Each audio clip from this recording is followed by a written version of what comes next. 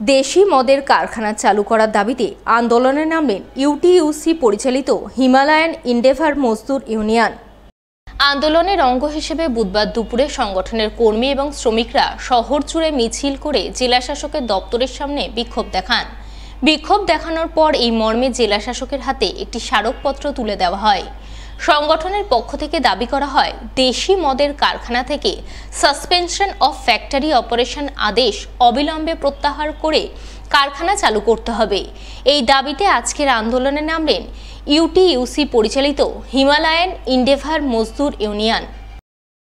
আমাদের গত 26 তারিখে আমাদের ফ্যাক্টরি বন্ধ করে দেওয়া হয়।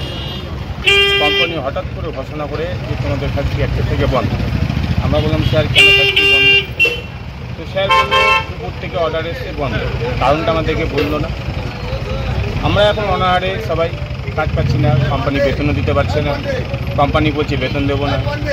আমরা তার জন্য ডিএম সাহেবের কাছে এসেছি অনুরোধ করতে, দয়া করে আপনি জিনিসটা একটু দেখুন, যাতে অবিলম্বে কারখানাটা খুলে গেলে আমাদের খুব ভালো।